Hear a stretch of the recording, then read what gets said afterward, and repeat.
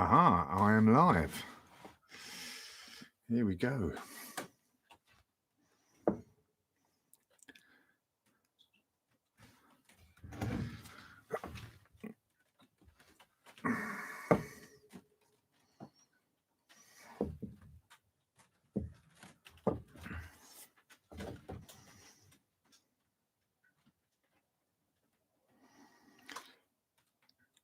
Good morning, good morning. Who have we in the room today? Is it just me? Is anybody out there?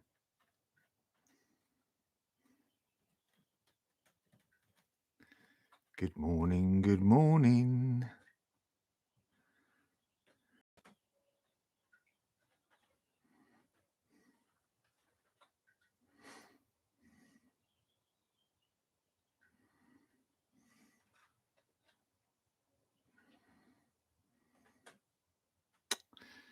Hello, is anybody out there?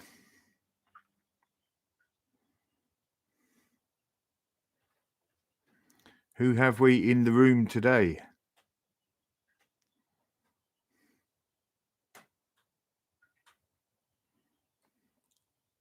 Hello there.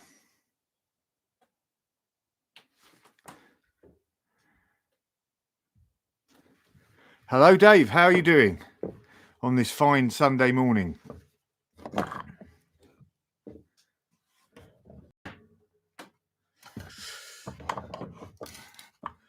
So it looks like at the moment, I'll give it another 30 seconds and I'll just crack on, I think.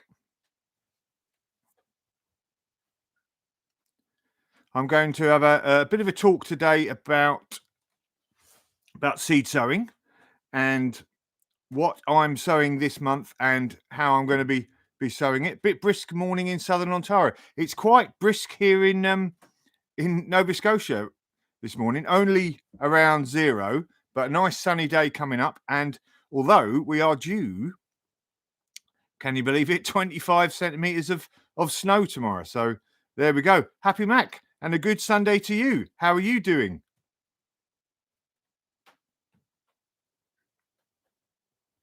So let's get started, I think.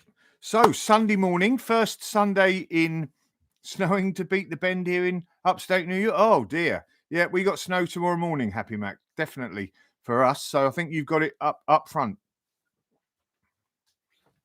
Okay, so as I said, first Sunday in April, and the first Sunday that I'll be doing Tales from the Greenhouse. Hopefully I'll be doing this every Sunday for the next few months. So we'll see how it goes. Do a little rundown of what I'm doing that week and any sort of tips I can give, and any tips you guys can give me actually as we're going along. I thought as in the advertisement, I would talk a bit about seed sowing today, and also I'm going to be taking some cuttings from my geranium that I potted up in a video earlier on in the year. Got it back from the dead type thing, so it's got some nice growth on here. So I'll be taking some cuttings from this later to get some nice plants this year. I haven't sowed much in the way of seeds yet so far, only peppers and tomatoes. Here are some of the tomatoes that I've sowed a couple of weeks ago. They're doing nicely. They've been in my sort of playroom downstairs that has a south-facing set of French doors, like so, a good bit of light in there. So they've been all right. But the peppers, they've hardly germinated at all so far. So I'm not doing too well on that front. But that's not all lost. I'm going to leave them for a few weeks yet to carry on. But now really April is when I start sowing seeds. All the other thing I've sowed earlier on a few weeks ago, it's probably about a month ago now, was some lettuce that I had in this pot here, and I sowed this lettuce and had it in the kitchen really, and it's germinated, and I've already been picking lettuce from it, and that's been fantastic. The amusing thing is that and I also sowed some lettuce behind me in a in the raised bed that's behind me, And literally the size of the lettuce there is about the size of that part of my little fingernail. So it's amazing, obviously, and I know it's an obvious thing, the difference that a little bit of heat makes. In here, we'll actually get more sun than that than my kitchen window, but that obviously extra heat that you get in the kitchen compared to cold nights in here make all the difference in the growing of the lettuce. And that's what I'm always talking about. People are really keen to get their sowing seeds outside at this time of year. Maybe in the UK and further down in Europe and the United States, etc., where it's starting to warm up a little bit.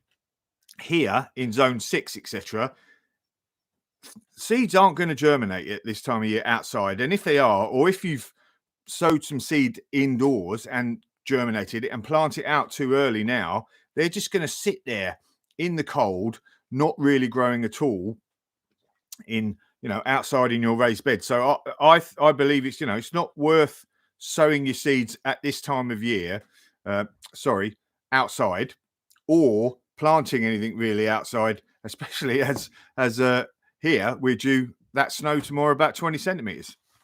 Anyway, today I'm going to sow some what am I going to sow? Some sweet peas, if I can find them. Just remembered I'm actually supposed to be sowing some seeds, aren't I?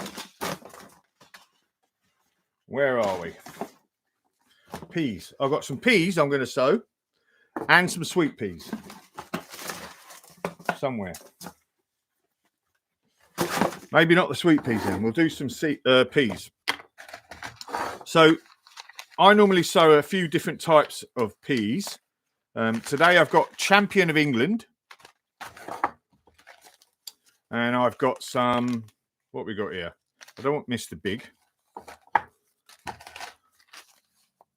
Some snow peas. What are these ones? Anyone's in particular? It just says snow peas. And some Mr. Big then. Some Mr. Big. And I normally, so these are one of the sort of only veg I sow out quite early and put out quite early, but they don't mind a little bit of coolness, although again, nothing likes it that cold. So I normally sow them indirectly in here in the greenhouse first, and I normally use the old toilet rolls that I've made into little boxes and just put them in here. So I always find that is quite easy because they've got a nice long root run and they like a nice long root run. So rather than sowing them in a little seed box and then transferring to something else, I normally just plant them in here. And for these, it's literally just plonk one in there.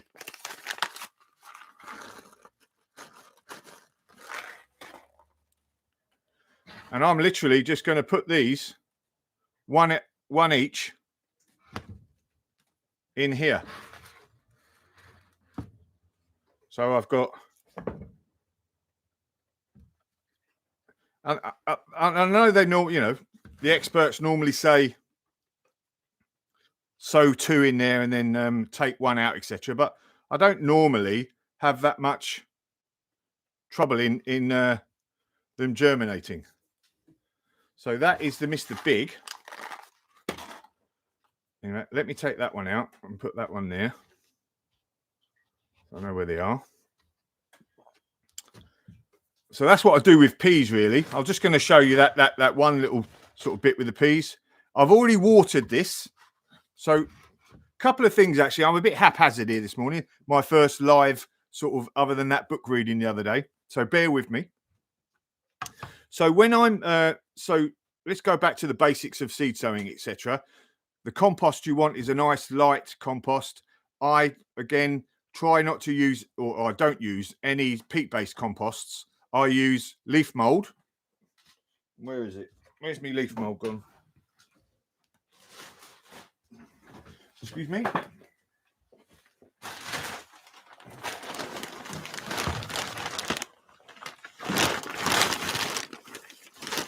So I use leaf mold, which, as you can see, think there turns into a nice light mix. Doesn't have much in the way of nutrients in it, but your seeds don't need, your seedlings for the first couple of weeks don't need much in the way of nutrients. They've got everything in there they need in that seed. For those first couple of weeks, they just need something moist, warm, and that is all they really need to sort of get themselves going. And then after a couple of weeks, you know, once your first true leaves, so the second set of leaves that come, they are normally that's when you sort of need to start thinking about transferring them from the initial mix into, you know, potting them up. So leaf mold, I always sieved leaf mold, I think, is a fantastic seed sowing mix, and it always does me well. So that's that. I normally water. Where are we here? Put these to the side.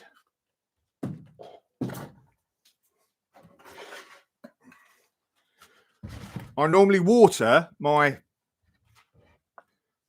tray about half an hour before, so that, you know, you sow your seeds and then you're not watering it with a watering can and then washing your seeds all out of the tracks that you've put or anything like that. So I have a nice moist mix early. And that's it really. Firm it down nice and firm. And I normally, rather than broadcasting it all over, I normally like to put a couple of runs in there like that. And most seeds, you know, obviously the bigger the seed that you have, the deeper it has to go in. I think it's something like 2 times the depth. The size of the seed is the depth that it goes in. But, you know, for most of your seeds, your lettuce seeds, your beets, things like that, I just do a shallow little drill and then follow the drill. In fact, what have I got here? What did I say I was going to plant this morning? Beets. We won't do beets like that.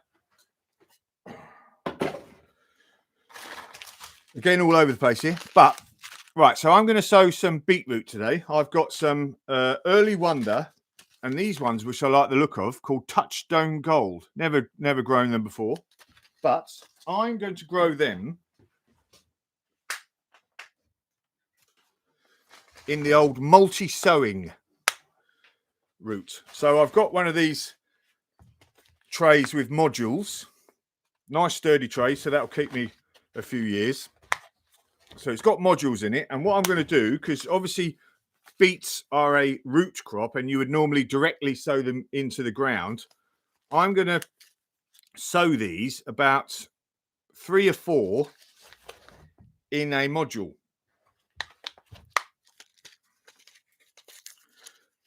And then I will transfer the whole module like into the ground with the 3 or 4 actual beets plants in it, and then as they grow they would sort of naturally push each other out. But it's actually a good way of, you know, you don't get the most massivest beets in the world, which I don't particularly want, but it's a good way of growing a lot of beets in a small area. So there's your sort of beet seeds, not particularly small ones. They're a good size so you can see them. So all I'm going to do is, I'm going to do this. Move that down that way a bit. There we go. So all I'm going to do, there we go, this side here. I'm going to plant 1, 2, 3, 4 beets, as you can see there. And I'll do that with a couple more. Who we got coming there? So, howdy, Cindy and Neil. Hello there, Cindy and Neil. How are you doing?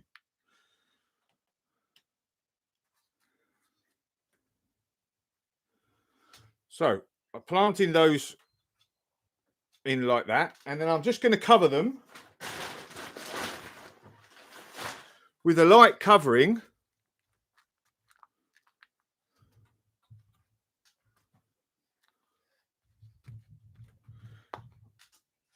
of compost. You know, just a centimetre or so of compost. And then hopefully they will germinate. I'm going to put them as usual, somewhere nice and warm. As soon as they germinate, I can take them out of the warm area that I'll have them in and put them straight into the greenhouse, really, because it's starting to warm up. And beets, again, don't mind a little bit of cool weather. So I'm literally going to do that with all of these different modules. And you know, that's pretty easy. I think there's nothing, I don't think, particularly difficult about seed sowing or starting your own plants. It's just making sure they get enough light once they've germinated. So they don't need light until they germinate, and then making sure they do on a nice south-facing windowsill or in the greenhouse. And there we go. So that's beets. Obviously, I showed that's how I'm sowing my peas in these modules. I actually need to sow some more lettuce as it happens. So let me see if I can find some lettuce while I'm here.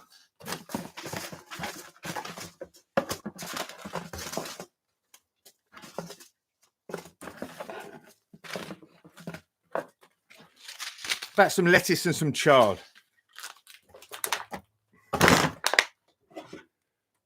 So this is where I'm going to use this one. So let me pull this camera down again.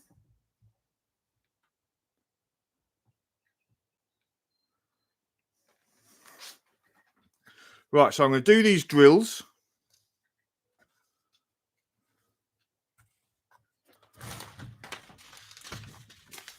Got some lettuce butter crunch here, like butter crunch. That always grows nicely. Nice and crisp as well. And as usual, just going to run a few lettuce down the run there. Don't have to overseed them. 2 lines will do. And then literally I'll just firm them in.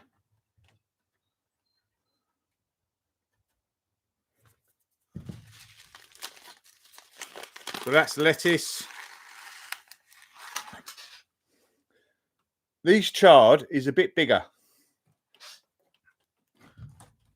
So I can literally place them in and see where I've got.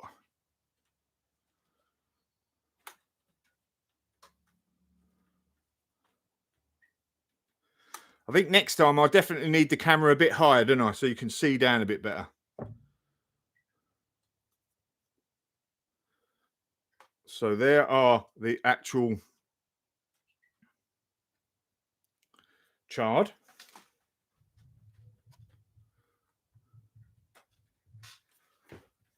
And obviously I want to make sure that I label everything.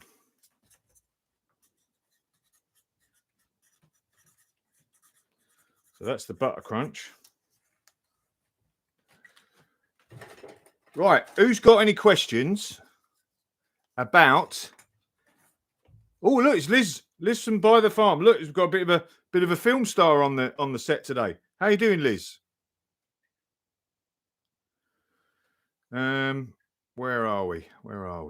What was I just sowing? Chard, wasn't it? Got some chard.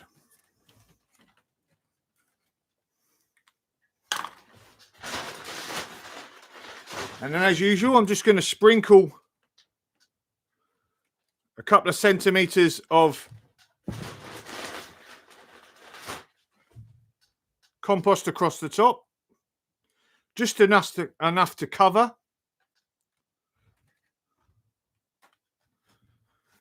And then I normally firm it down with my old firmer, just to make sure everything's in contact.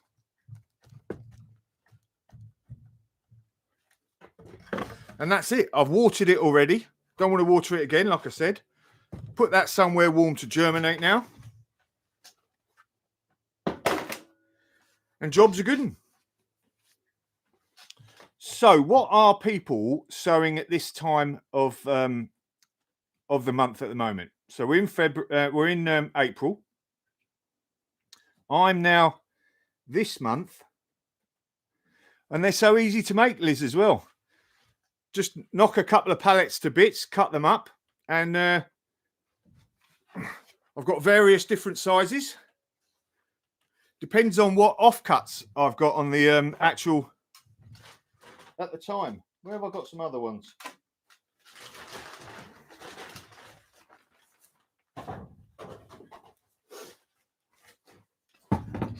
Yeah, whenever I have any offcuts, I just knock up a couple of these boxes. And just so easy to make. And because they're mostly hardwood, the ones I use as well, they last a long time. They've lasted well so far for the sake of a few nails. What we got here then? So Cindy and Neil, you've started cukes, tomato. Yeah, tomatoes and peppers I have. Cucumbers, I'm going to wait another couple of weeks, I think, for cucumbers, because they do grow quite quickly anyway.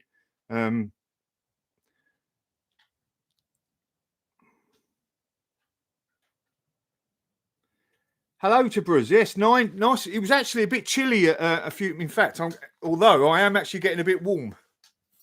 So good thinking there.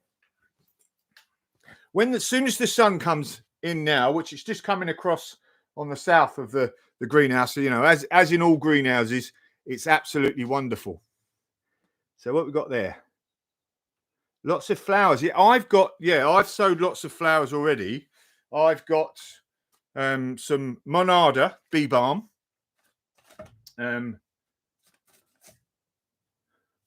What else have I got in here? Sowed a load of lavender. Oh, there's some onions there. Hang on, let me see what I've got there.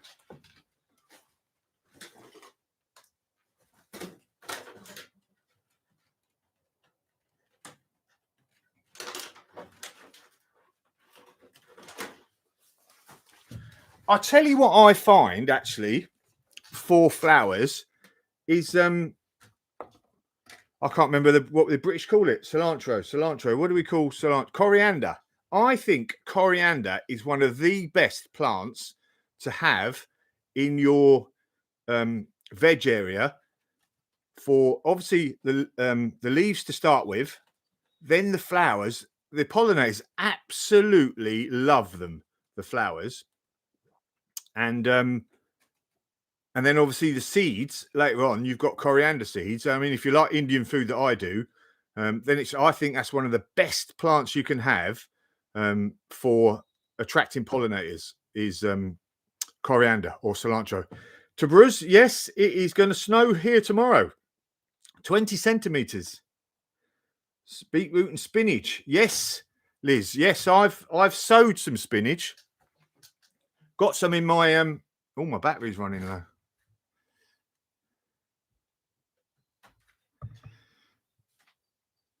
So apparently I've made a bit of a mess up here, and I haven't got any batteries going.